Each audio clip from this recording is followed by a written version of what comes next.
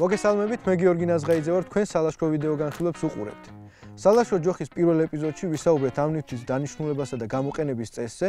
დღეს მინდა უფრო დეტალური ინფორმაცია მოგაწოდოთ, რათა გაგიადვილდეთ არჩევანის გაკეთება. სალაშქრო ჯოხი სამი ძირითადი ნაწილისაგან შედგება. ეს არის სახელური, იგივე ტარი, კეცვადი ჯოხი და წვერი. სახელურს ამზადებენ რეზინის, ქაფისა და კორპისგან.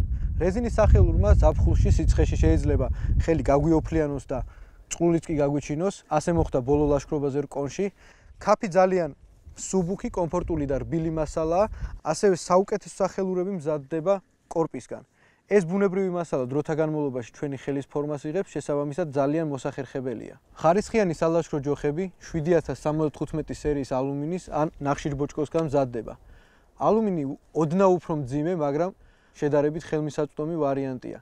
წლებია ორივე მასალისგან დამზადებულ სალაშქრო ჯოხს ვიყენებ და ჯერჯერობით გამძლეობასთან დაკავშირებით პრობლემა არ შემქმნია. თუმცა თეორიულად ნახშირბოჭკო უფრო მტკიცეა, მაგრამ ალუმინი უკეთ უძლებს ჩაღუნვებსა და მცირე ჩაჭყლეტვებს. ყველაზე მეტი ჯაფა სალაშქრო ჯოხის წვერს ადგება. სწორედ ამიტომ ეს ნაწილი უმეტესწილად ზეგამძლე ქიმიური ნაერთის ვოლფრამის კარბიდისგანაა დამზადებული. თუმცა უფრო იაფიან ვარიანტებში გვხვდება ფოლადის წვერებიც. მიუხედავად კლდესა და მიწაზე მუდმივი ხახუნისა, ჯერჯერობით ჩემი ჯოხების არც ერთი წვერი არ დაზიანებულა და ყოველთვის საიმედო მოჭიდებას უზრუნველყოფს გრუნტზე. იმისთვის რომ ჯოხი ძალიან ღრმად არ ჩავიდეს მიწაში, მოყვება სპეციალური კალათა, რომლის მოხსნა და აყენება სურვილისამებრ შეგვიძლია. გარდა სტანდარტულისა, არსებობს თოვლის კალათებიც, უფრო ფართო და მოზრდილი, რომელიც ღრმა თოვლის პირობებში უნდა გამოვიყენოთ. ერთ-ერთი ყველაზე მნიშვნელოვანი კრიტერიუმი ჯოხის ყიდვისას მისი დაკეცვის მექანიზმია.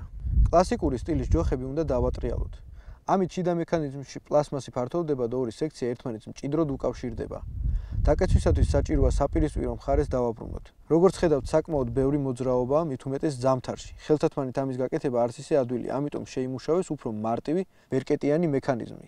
ამ შემთხვევაში უმარტივესი გახსნა დახურვის მოძრაობაა საჭირო ჯოხის სიგრძის რეგულირებისათვის. ამ ორი ალტერნატივიდან მე ბერკეტიან სისტემას ვირჩევ.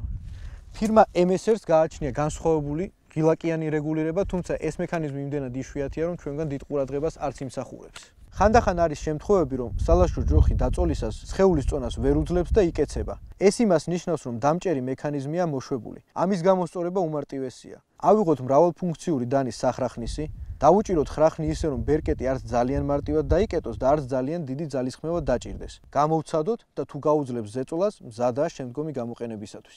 ზოგიერთ სალაშქრო ჯოხს გააჩნია ანტიშოკის სისტემა, რომელიც თითოეული დაწოლისას ამცირებს ვიბრაციასა და დარტყმას სახსრებზე.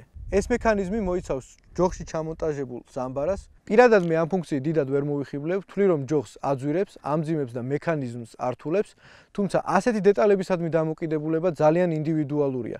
განსაკუთრებით ისეთი მოლაშქრეები, რომელსაც სახსრების ტკივილი აწუხებთ, შესაძლოა მოიხიბლონ ამ ფუნქციით. რა თქმა უნდა, რაც უფრო მსუბუქია სალაშქრო ჯოხი, მით უკეთესია. საშუალო წონა 500 გრამის ფარგლებში მერყეობს. როგორც ზემოთ აღვნიშნეთ, ნახშირბოჭკოსგან დამზადებული ჯოხები უფრო მსუბუქია, თუმცა სხვაობა მინიმალურია, მაგრამ იმის გათვალისწინებით, რომ დღეში რამდენიმე ათასჯერ გვიწევს ხელის აწევ-დაწევა, მაინც მნიშვნელოვანი ფაქტორი გამოდის. სალაშქრო ჯოხების უმეტესობას 140 სანტიმეტრამდე შეუძლია გაშლა, თუმცა ამ კრიტერიუმსაც უნდა დაუკვირდეთ, რადგან კონკრეტულად Black Diamond-ის ეს მოდელი მხოლოდ და მხოლოდ 115 სანტიმეტრამდე იშლება, რაც ბევრი მოლაშქრისთვის მოკლეა. ასევე მნიშვნელოვანია ჯოხი კომპაქტურად იკეცებოდეს, რადგან ადვილად მიმაგრდეს ჩანთაზე და მოხერხებულად გადავიტანოთ. სამსექციანი სალაშქრო ჯოხების უმეტესობა 60-დან 70 სანტიმეტრის ფარგლებში თავსდება, თუმცა არსებობს მოდელები, რომლებიც ძალიან გრძელია, არ იკეცება სათანადოდ და შესაბამისად მოუხერხებელია, ამიტომ არ გიჩვენებთ მათ შეძენას. შესაძლებელია eBay-ზე შევიდეთ, მოვძებნოთ სალაშქრო ჯოხი, რომელიც თეორიულად აკმაყოფილებს ყველა კრიტერიუმს, თუმცა გამოშვებულია ჩინური საკონსერვო ქარხნის მიერ.